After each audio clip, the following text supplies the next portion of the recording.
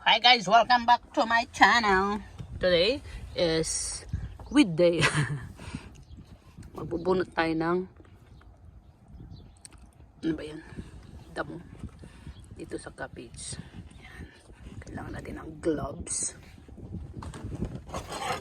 Tapos ito. Tapos bota. Check it out.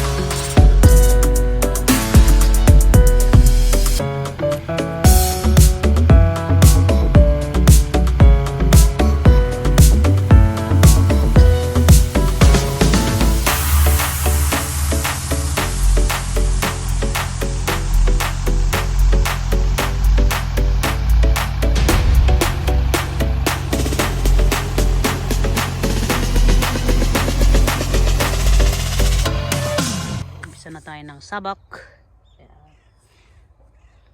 Sabak-sabak na tayo. Bye-bye.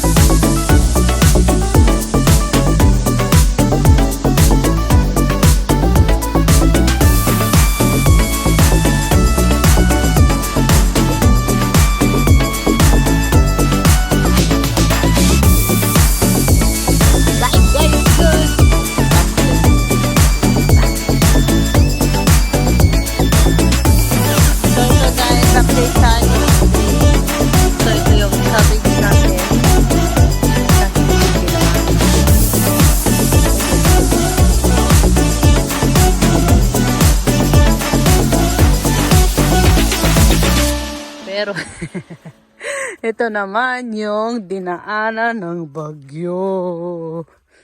Yan, hindi na namin nalinis. Yan. Ito kasi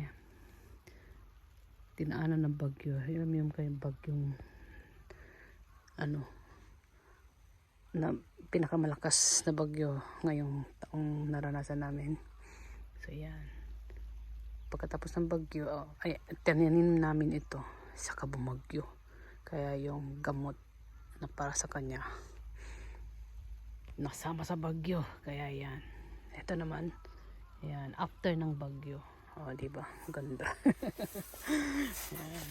So, ito ay itinanim noong September 22. Yan. 22. Yan. So, pwede nang anihin sa December. Ng mga last week siguro yan. Na December. Tapos meron kami doon. Yung pinakamalawak din doon. Yun din ang naapektuhan ng bagyo. So, may natitira pang lupa dito nung ano, ubos na yung pananim, palay. Tapos meron pang natitirang bahagi. So ginawa namin ng aking biyanang yung kason. So tinaniman namin ng iba't ibang gulay. So ito ay jagaymo, potato. This one is sibuyas, daikon. And then daikon sa radish. Yan, radish. Tapos turnip. Tawag dito, turnip. Tapos ito yung Chinese cabbage, sorenso, ginagamit siya. Tapos daikon uli, daikon. Tawag nila dyan takana. Yung parang pikos, ginagawang pikos din. Yan, di ko na alam mga pangalan nila.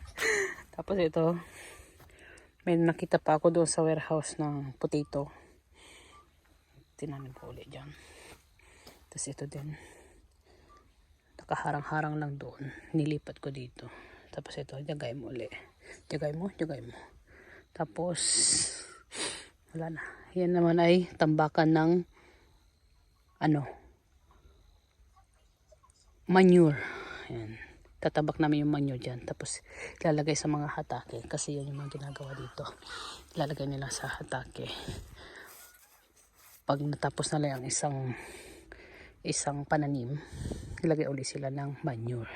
Ilalagay nila dyan. Pero ito hindi amin yan. So, ang gagawin natin, kukuha tayo ng may saba. Hi. Say hi to my channel. Hi. What is your name? Natsuki. How old are you? Yonsai. Yonsai is... What is Yonsai? Ano yung Yonsai? 1, 4. 4 years old. Ne. What are you doing? YouTube mido. YouTube. So ito, yung ating gagawin. Lalagay natin ito sa sa small market. Ito yung ginagawa ko. Nilalagay ko ito sa small market. Tapos ako na yung bahalang magpapresyo, mga ganun. Pero pag nakita kong pangit yung ko, minumura ko lang. Gaganda kasi ng mga gulay ng mga hapon. Pili tayo ng mga malalaki na. Yan. Ito, tinanim ni Okasan to eh. Ako na lang yung nag-ano. Yan. So, ito yung radish. Ito yung mga kukunin natin. Yung radish. Radish. Ito yung mga radish.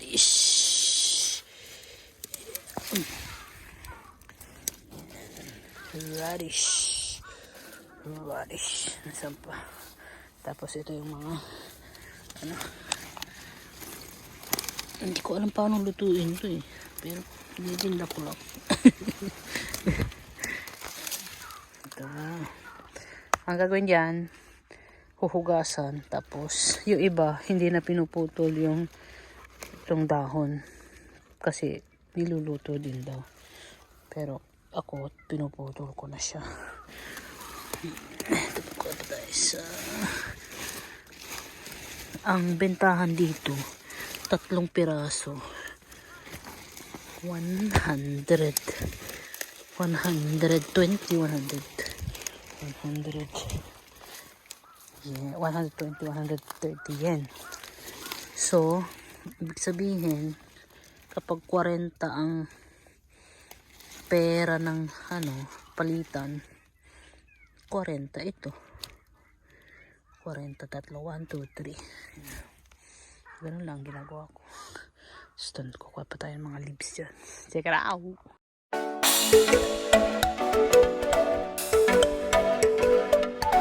Yan, ginabinan tayo guys. Ginabinan. Ito yung nakuha natin. Lilinisan natin yan. Bukas, ibebenta. Tada! Sama nyo, kabinan natin yung palengke. Hi! Hi. Good morning! Good morning. What are you doing? Yan, nagbabalot na kami. Nagbabalot na kami. Yan, balot-balot natin. Tapos na yung ating lettuce.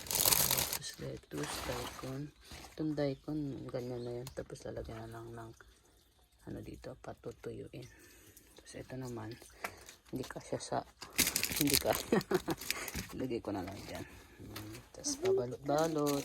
Balot natin. Fresh vegetable. Tapos may kapi-kapi pa yung dalawa.